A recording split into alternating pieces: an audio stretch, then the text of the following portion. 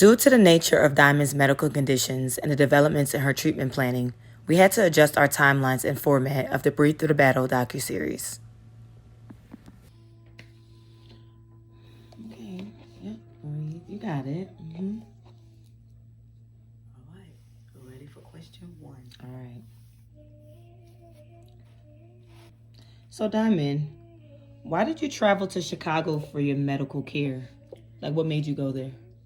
So, because I had been on a journey of trying to figure out what was wrong with me for the last 8 years and not getting answers that aligned with the symptoms I was experiencing, and no treatment was necessarily working to manage my symptoms and things, really kicked up in 2020, where I started experiencing new symptoms that were getting progressively worse throughout the year. By things taking like a drastic change like that, my friends and family and supporters began to ask about like what can be done. And one of my friends in particular, did some research with me and shared with me a hospital that is actually a specialized clinic for rare and chronic diseases and disorders. And we found that they had specialists in their neurology department that had subspecialties across the different symptoms that I was experiencing. I had received multiple diagnoses from doctors locally in the Philadelphia area throughout 2020. I received different diagnoses from a neurologist and a physical medicine and rehabilitation doctor, and they couldn't seem to agree, which made me and my family feel uneasy. And we wanted more answers, more clarity, and throughout this process, I was actually getting worse and worse. New symptoms were rising. So, so you went to Chicago, you traveled there. So, was it successful? What were some of the outcomes, or did you receive a diagnosis? Oh, yes. So, for where I have been in the process, I would deem it successful in the sense that, in like the right now, at that point, right, our primary focus was figuring out what am I fighting? Because for 8 years, I had been fighting what eventually, I was told was a chronic migraine disorder, or what and particularly the type of chronic migraine is the hemiplegic migraine disorder. And so, I had begun to get some type of management of my life based on that diagnosis. However, as the episodes continued to happen, they began to get worse, and it would take me longer to recover from the episodes each time. And so, being able to go to that hospital and get a diagnosis for the other symptoms that began to appear in 2020 that were confusing me and my family and friends, and support system, that is what made it successful. Having a neurologist who was trained in other subspecialties and who had patients that had similar experiences to me with my symptoms. This is a disease we learned that shows up in different ways in different people. I just happen to be one that have almost all of the symptoms. The speech issues, which she, pointed out as we were there. The speech issues, the walking troubles, the tremors, the spasms, cognition and memory issues, kind of like her, stuttering, stammering, as you see. And what is she have on, like, one of my prescriptions for us, like a foreign accent syndrome, which is where that kind of like British tone, or sometimes other accents, I guess sometimes people tell me they think I sound Caribbean. I don't know, it's a lot going on in there, but the speech issues and the stuttering and stammering and like struggle to concentrate and focus. I really recognize like I can go on tangents and things, and so I really have to do a lot of work to try to focus my brain and things of that nature. But essentially, she gave me language for what I'm going through. She gave me language for how to not only understand it myself and begin to work through acceptance and exploring the process of what treatment options were presented to me and all of that, in addition to talking to my family and friends about it, because as you see, this is a disorder that you can't always see. in that way. And so what she diagnosed me with is called functional neurological disorder, otherwise known as FND, otherwise and formerly known as conversion disorder. Okay, what's that about? And so what she explained is that it's a functional issue in your brain and not a structural issue in your brain, which accounts for why doctors have not seen any issues, if you will, with my CT scans or my MRIs. She explained that the functional neurological disorder, formerly known as conversion disorder, is a disorder where there's these patterns of like physical manifestations of issues in your brain. So you may experience involuntary movement, or what they call functional movement, the tremors, the spasms, the speech issues, all these different things. But there is a disconnect in your brain between she said your cerebral cortex, a disconnect in your brain between your brain, your nervous system, and your body, which is what makes sense of the symptoms that come along with it, like the tremors, my legs going up. I had, actually, y'all wouldn't believe it, but had a spasm earlier today. When wife earlier today, and it's just so unpredictable. But she provided cases for the experiences that I've been having. It was the first doctor that really seemed to have a full awareness for what I've been trying to explain to some, of the doctors throughout my process. Right. So you said that she was the first doctor to do that. So what are some other things doctors said that you may have had? Because it's the first doctor who ever said that. That's interesting. Yes. Well, yeah. In the 8-year period, she was the first doctor, but she's also the first doctor that had the credentials that she had. Because like I said, by doing research, I wouldn't have even known to look for a doctor like her. So what happened is I have seen other neurologists, but they were more like migraine or headache specialists. So, and they managed that. This other thing, they were presenting that maybe it was what is called a movement disorder.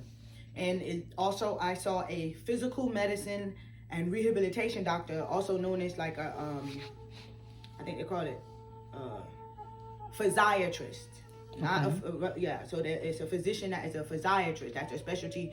It's like physical medicine and rehab. So like sports medicine, brain injury, physical therapy, whatever, that type of stuff. And so the physical medicine and rehabilitation doctor said that I was experiencing something called dystonia and chronic back pain because I have bulging disc in my C-spine and my T-spine, otherwise known as my cervical spine and my thoracic spine. So that causes issues, and I have left side sciatica, sciatic nerve pain. So I have other issues in that regard. But she explained that the movements I was experiencing, because I saw her in November of 2020. Okay, so by that time, my walking trouble started March 2020. But then I was having eventually spasms and tremors, and like these shakes and more of the like non-epileptic seizures that my chronic migraine disorder made me have for the past 8 years. So it was getting kind of confusing. But the dystonia, which is like this disorder of involuntary movement, is what the physical medicine doctor presented to me, and she put me on a medication for that. It did not stop the tremors, but it did help reduce my back pain, and it did not stop the spasms or the seizures either. Not really meant to, but the spasms it was supposed to. And then the neurologist that I was seeing at the time presented something called, should have write this one down for sure. Okay. Is this the one? For short, it's called PKD, like P as in Paul, K as in kite, and D as in disorder. But it's called paroxysmal kinesiogenic dyskinesia.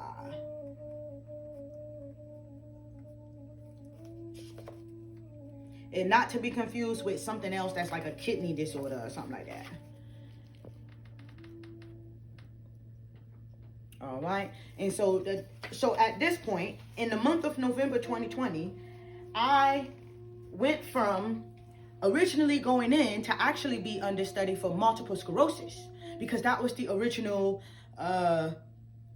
suspicion, if you will, medical suspicion. Seeing as though my mother has it and has had it for all of my life. And, you know, it's been mentioned at different times throughout my medical history the past 8 years that my episodes, the way they were coming, could possibly be the early onset of multiple sclerosis. So I have heard that from multiple professionals throughout my experience, but the issue for them was there were no lesions showing up on my CAT scan or my MRIs. And so they felt like there was no way for them to really diagnose me for multiple sclerosis in that way, as multiple sclerosis is very challenging to diagnose and can take years, you know, and it can be misdiagnosed and overlaps with other issues, like what I am facing with functional neurological disorder. The doctor in Chicago clarified that, you know, this is a disease that is much like a multiple sclerosis or a Parkinson's disease, but also advised that, you know, some people may be diagnosed with one or, you know, the other of them along a process. So basically to caution me that neurological disorders are rather challenging to diagnose because, you know, we see that it's not something that you necessarily see and it presents differently in people. It kind of is like all of a sudden, to a degree, if you will, with things, the way it kind of comes, and it show differently, wherever.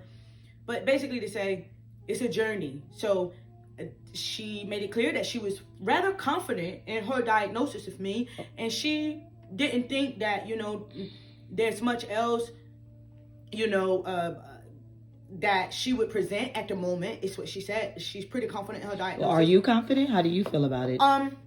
I am confident in it for the present moment, for the fact that what she outlined, the research she showed me, you know, things of that nature, it appears to align for me. Okay. Another part of me, I have to say, being exposed my entire life to my mother's multiple sclerosis, caregiving for her and seeing how her illness manifests, as I said, it was rather confusing because even my own family has been suspicious, like, are you experiencing multiple sclerosis like your mother? Because it so much overlap, and my mother even questioned. So the conversation with the neurologists across the different, you know, specialties has been, you know, kind of just being open in the journey that, you know, we can't say right now in full so far, like, no, it's not multiple sclerosis, although there's one neurologist who stands on, he's like, no, this is not MS because we don't see lesions on your brain.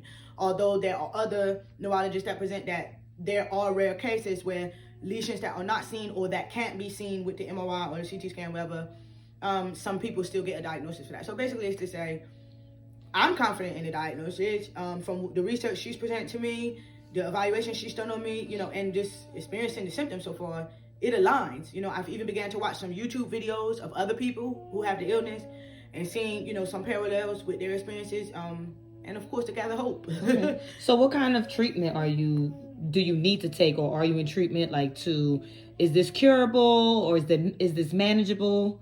And so from what research she presented to me, she meaning the doctor in Chicago, advised that there is no pill or medication to address this disorder at this point.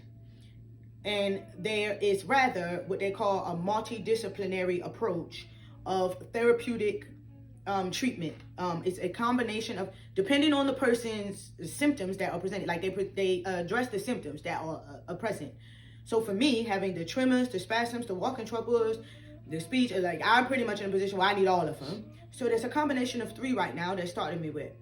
And so already, just this week, I've begun neuro-speech therapy, so a speech therapy focusing on neuromotor functions, from a lens of almost treating brain injury, or what they call traumatic brain injury. So I'm, for anybody that may be, you know, like trying to research themselves or look through difficulties on the set.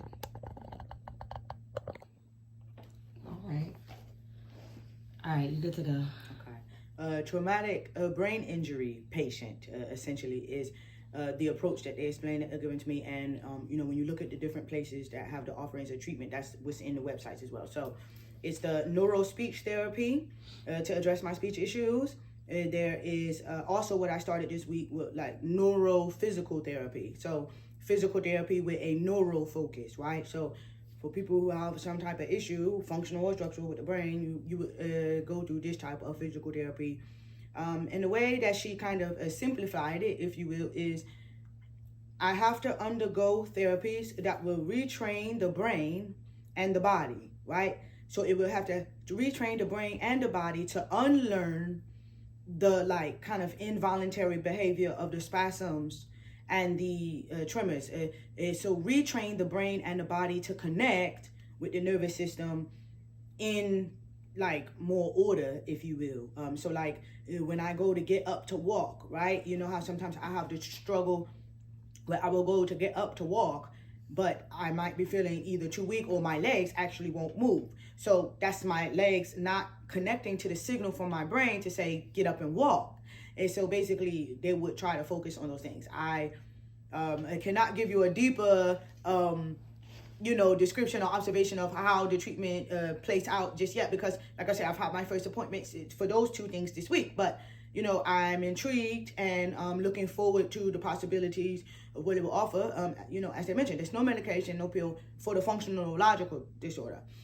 Now, in addition to it, the one more therapy that I will have to experience for treatment, the combo, these three, is called neuropsychology. Oh, okay. So it's called neuropsychology. And so a neuropsychologist offer, these therapeutic treatments that are a combination, like a type of rehabilitative CBT or cognitive behavioral therapy. Again, I can't really speak too much on it. It's been explained to me and presented to me.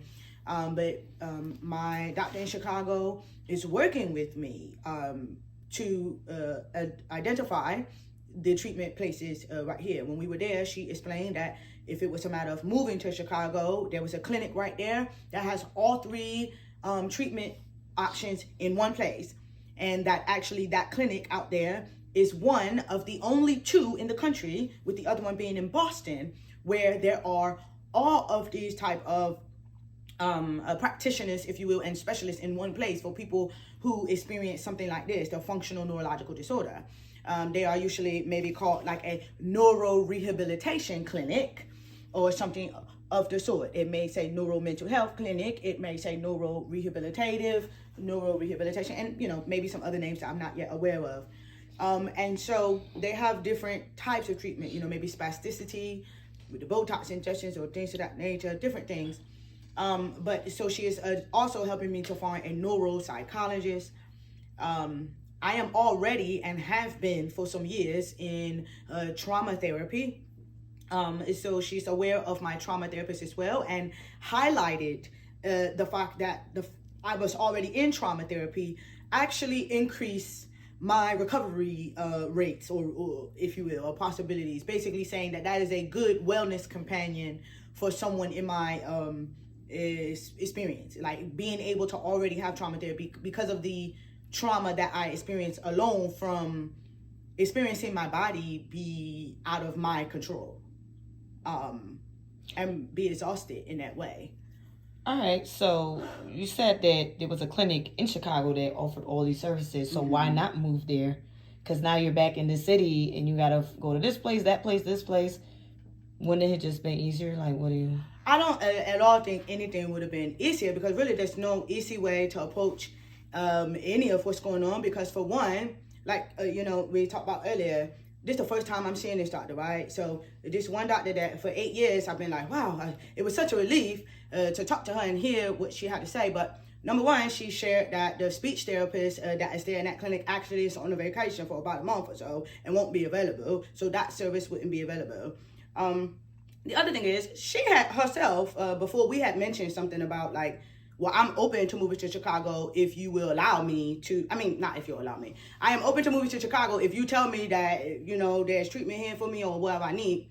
And she was like, well, I want you to be a good steward of your resources, whatever. And she had identified that she actually knew people at University of Pennsylvania Hospital out here in Philadelphia that she would be willing to help me with connecting to, so to speak, and that she had some colleagues and people that she knew that were trained to treat what I need. I just would have to go to a separate location for then the neuropsychologist. Apart from that, I began to do the follow-ups with the places that she recommended, which were in Chicago. So initially we were prepared to organize ourselves to fly right back, whenever those appointments could be scheduled. But as I said, she followed up and said that the speech therapist there would not be available. And their non-epileptic, she wants me still, which was still in process, to do something with the non-epileptic seizure-like clinic, if you will, because she wants to continue to do something to further confirm her diagnosis. As I said, she already made it clear. She said, I'm confident in my diagnosis, but I do want to take it another step with the non-epileptic seizure clinic / like basically neurologists who specialize in that. The other thing is, let's be real. What resources do I truly have to up and move to Chicago? Very clear on the fact that I've made a GoFundMe. But as a doctor even said, like, I have to be a wise steward of the resources. For one, this thing kind of happened, like, not so much all of a sudden, but the newer symptoms that began to come were coming so fast, and all of a sudden, I'm not who I was, some months ago. I'm not who I was a year ago. I am differently able at this point, as you can see. So the idea of upping, jumping, moving to another city in and of itself creates multiple triggers for me, to be quite honest. I know we're talking more about my neurological disorders, but separate from that, let's be clear about the fact that I have a clinical diagnosis for major depressive disorder, recurrent, which means that, I'm at risk of having multiple depressive episodes, or, recovering and something trigger me and go back. Re-trigger me, so to speak, and I can experience more depressive episodes. And I also, have a clinical diagnosis for post-traumatic stress disorder.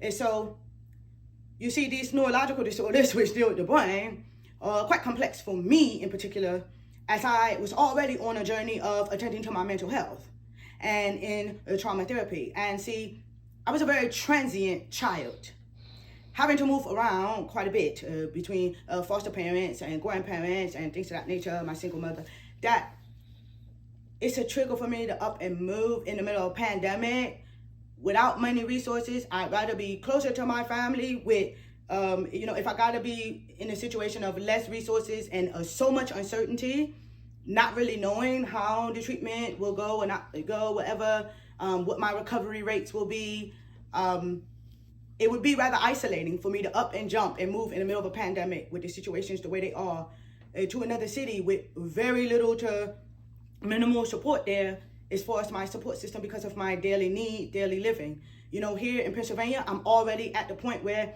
I've been able to have the evaluations, if you will, to become eligible for in-home support services. So while my home here in Philadelphia, apartment, whatever, is already safe and accessible because I don't have stairs, it's elevator, whatever type of stuff, for now, it's kind of hard to make such a drastic decision. Of course, like I said, we were telling the doctor right there while we were sitting in the room, like, look, please just tell me what I need to do to attend to this thing and address it. And so we followed up with, she made dual deferrals, if you will. She made the referrals for there in Chicago, but she also was like, let's have a concurrent plan. Shout out to my social workers who know what that means. Concurrent plan for, trying to get services locally. There was actually one other hospital in the area that offers such services, but it was quite hard to connect with them in the same way. So UPenn Health followed through. It got me services. It got me started. Like I said, I'm just continuing to follow through with the doctor for us identifying the appropriate neuropsychologist to give me that third of the 3 therapies. And I know you didn't ask this directly, but just so I can clarify, while I said there's no medication to treat the functional neurological disorder and there's the therapies, my migraine disorder is managed by medication. And at this point, I am now taking a once a month long-lasting injection pen, somewhere I have to place in my body. It's called Emgality. And so that is what is meant to manage my migraines and hopefully reduce those stroke and seizure-like episodes in that regard. But it's challenging than having, another neurological disorder, because I see different neurological specialists for they're both neurological disorders. So it's a lot. It's overwhelming. But yeah, right now it's I'm glad you asked that question in that way, because it's really quite hard to make decisions right now in that regard. And I think, I know rather, remember using the language with my family members, and my family members also saying, the same concerns to me. We got to a point where we weren't quite sure what an emergency was. And that being because there's so many symptoms that I'm having. I was having so many spasms in a day, so many seizures in a day. And thank goodness they began to subside as different medication changes, have been made, a better understanding for what it is that I'm truly facing, because obviously I was being improperly medicated. That's no slight, if you will, to any other doctors. They were doing what they thought was best as far as the diagnosis they presented and thought aligned with my symptoms. But as I said, I began to have developed more symptoms that were more aggressive and worse, over the year throughout 2020, into January 3rd, 2021, when my speech issues began. After having multiple violent seizure, non-epileptic seizures here in the house, my grandmother and my best friend were here, and my goddaughter, and they witnessed that, and it was like afterwards, I couldn't quite speak at all when I first came out of it. And I would just remember signaling to them with my hand, like, and I couldn't make any sounds yet. And eventually I was able to kind of do some very minimal, like, sounds like, no. Like I could say no, and like, and there was some hours. And this was 3:00 in the afternoon on a Sunday. With this disorder being as unpredictable in that way, like manageable, yes, when clearly understood, when seeking treatment or being attended to rather by practitioners who have experience with it and an awareness for it, because I tell you, it's been quite challenging to have to navigate the healthcare system with doctors telling you, like, I don't know what you have. I don't know how to treat you. I'm sorry, I don't know what's going on with you. I've never seen anything like this. We thought it was this, we thought it was that, it's not that. Or, you should be responding to this medication. And it's like, okay, but I'm not. Clearly there's something else. Or clearly something's still wrong. Or, hey, this just maybe not the right medication for me. But for 8 years, I've been under different medication trials, just attending to the chronic migraine disorder, to the hemiplegic migraine episodes, which were stroke and seizure-like episodes. It's disruptive to an end that I cannot really even make someone else understand. The emotional turmoil, the fear, the frustration, the overwhelm, the isolation, because of other people not really having an understanding for what I'm going through, and them being confused and having their own experiences of me, so to speak, and the disorder, people wanting to know what's going on so they can know how to support me, so to speak. But, me getting, three different diagnoses, but 4 suspicions, if you will, because we started this process in 2020, as far as the new, a search for something else going on in 2020 because of the walking troubles that came up. The multiple sclerosis was the first suspicion, as I said, because of the connection with my mom. We forgot to add the part that I got connected to an organization that gives me access to peer support groups and stuff like that. That could be even delve deeper when we do a separate video. Okay. Okay. So wait, what was the question again? I'm thinking to ask you about so what do you hope for in the future? You trying to get back to your normal way of living, kind of. Okay. Okay. Yeah. So what are you hopeful for as far as your treatment continues? So I am hopeful to complete the circle, if you will, of my treatment needs, finding that appropriate neuropsychologist that, can treat my matter and situation. And to really continue to engage treatment in full to see what possibilities there are. Of course, I'm hoping and praying and believing for full restoration and full recovery of my mind and body from this experience, so that I can return or rather grow into, because I ain't returning to nothing, but grow into what is, my life after this, if you will.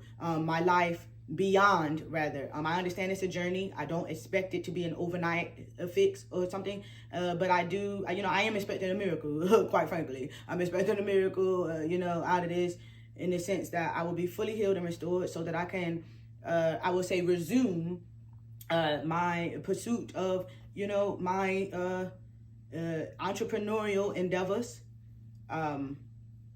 my pursuit of, shifting the culture and the legacy for me and my family, otherwise known as, generational curse breaking, generational wealth building, things of that nature, like being able to fully depend on myself again, be able to have the functional ability and agility of my limbs, be able to very prayerfully have my speech back, returning in full. Okay, we're done. All right. And very long. That's why I said some of it we may not use, but we definitely gonna keep it. Hopefully to like. Because you can use 5 parts. Yeah, and we could use it as a voiceover. What? True. Some of the things, because you got real detail with some stuff. True. How you feel? My left eye is weak. My left arm is weak again. I feel good. We're getting stuff out. Okay, good. That's good. Process. I mean, not process, but good out. Okay. Productive. That's a word. All right. That's the word I'm trying to say. Thanks for tuning in, guys. To continue to follow Diamond's journey, subscribe to the YouTube channel, Puzzle Piece Me. We want to hear from you. Drop down in the comment box and leave your questions, words of encouragement, and links to resources.